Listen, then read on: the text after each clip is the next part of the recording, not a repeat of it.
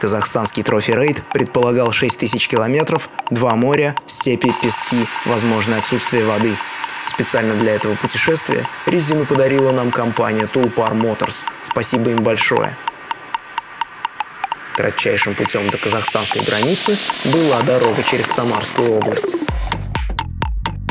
Прохождение таможни заняло не более 2 часов. Сразу за границей ландшафт сменился. Леса и возделываемые поля закончились, начались огромные территории, поросшие мелкой травой и цветами.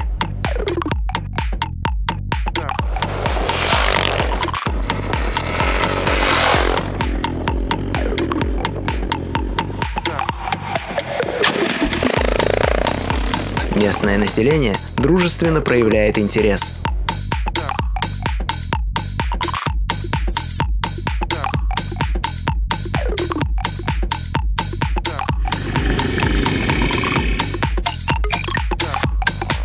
Каменистый грейдер и первая его жертва, разбитая фара, лечится скотчем.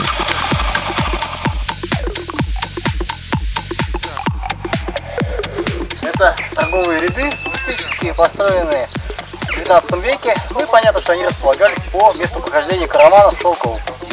Сейчас, как мы видим, здесь ведутся археологические раскопки.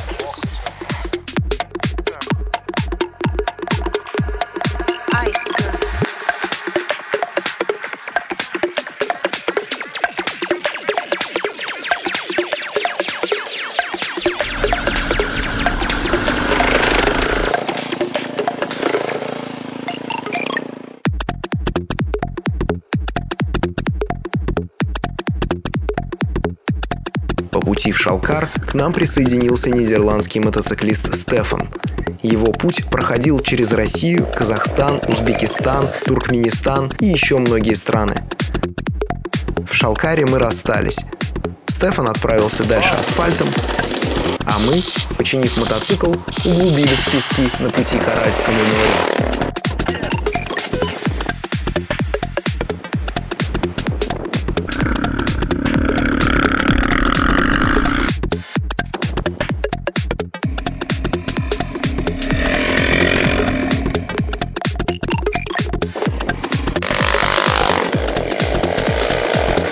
Услышав звуки мотоциклов, к нам потянулись местные степные байкеры.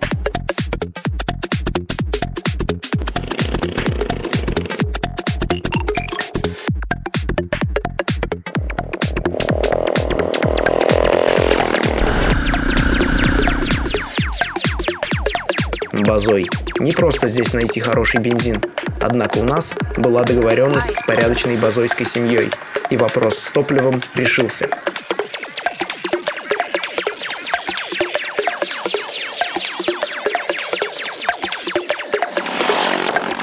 Хозяина стада двугорбых верблюдов зовут Оскар. Он рассказал, как нам лучше проехать, позвал на обратном пути зайти в гости.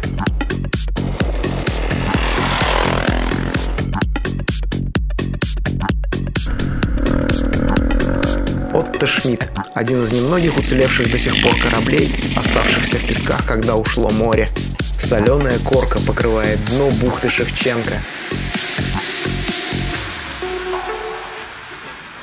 Отто Шмидт. Гордо стоит он в песках.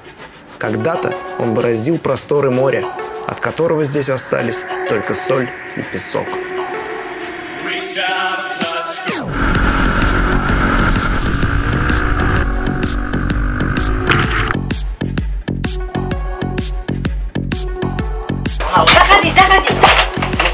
Заходите.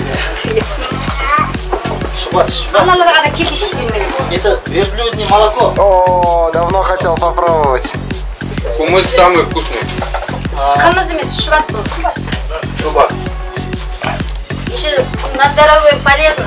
Да? Купание в водах Аральского моря было частью программы путешествия.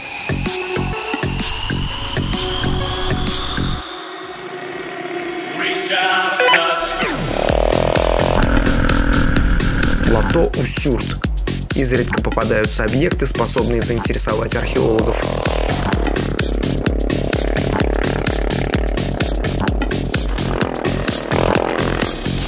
Эйнео – свежая еда, качественный бензин.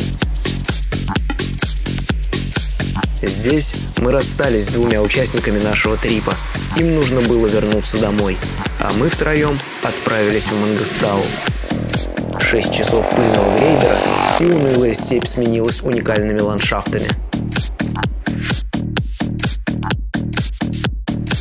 Долина замков. Звук осыпающихся щенков, словно шепот, напоминал нам о том, что места эти волшебные.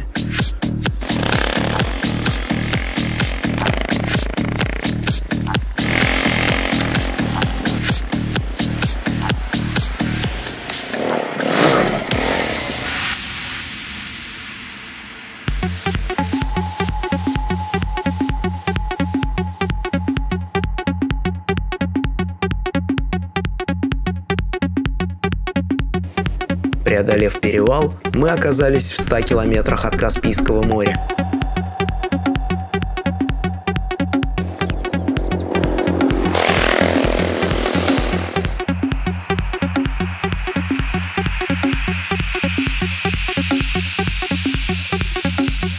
Спустившись, покатались по берегу, осмотрели красоты прибрежной полосы Каспия и встали лагерем вместе с группой квадроциклистов из России, подготовленных и упакованных. Спортивных и технических тем для разговоров было достаточно.